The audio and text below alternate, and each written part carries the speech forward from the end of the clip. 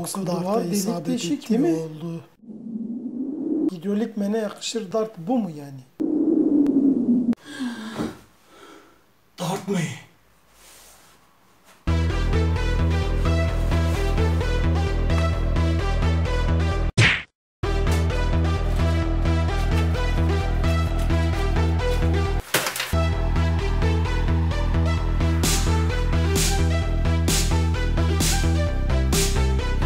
İnşallah görünüyorsa.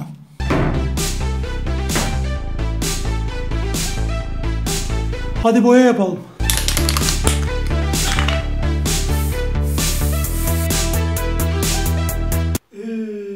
Ağzıma burnuma girecek ya. Böyle olmaz. Şimdi olur.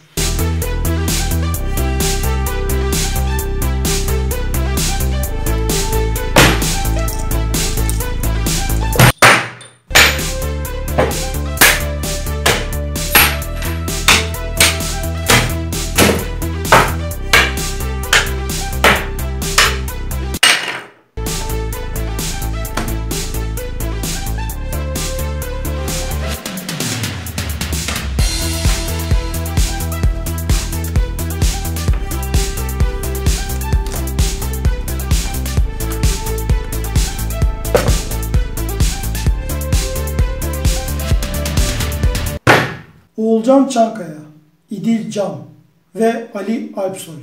Bu video benden size gelsin. Sevgiler.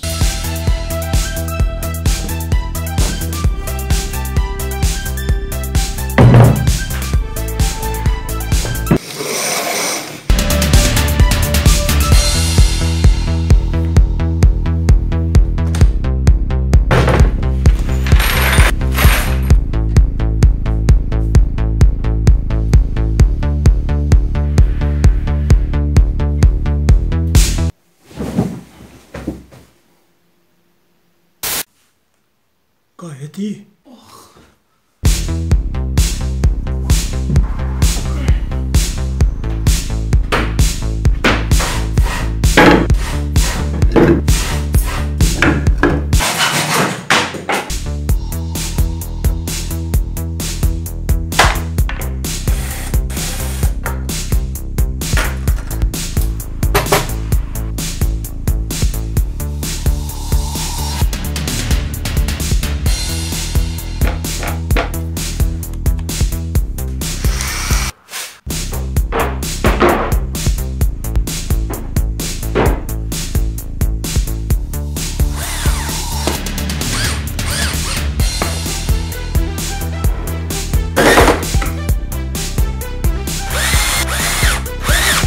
Yoruldum.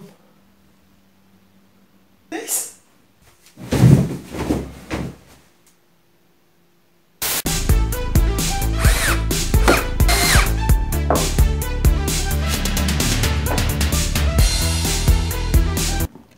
Azıcık yoruldum ama değdi. Şunun güzelliğine bak be. Başka lafa gerek var mı?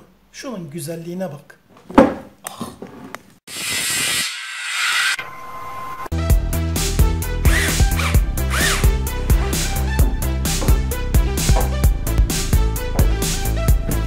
Heyecanlı.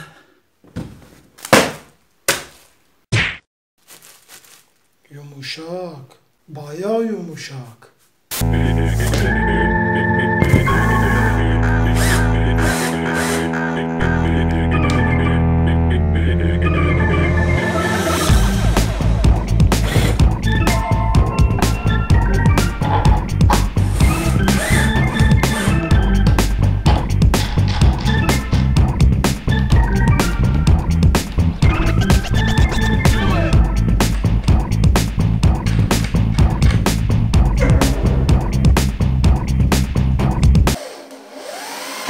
Mekanik bağlantıları tamamladım. Şimdi sıra geldi elektronik bağlantılara. Yani işin eğlencesine.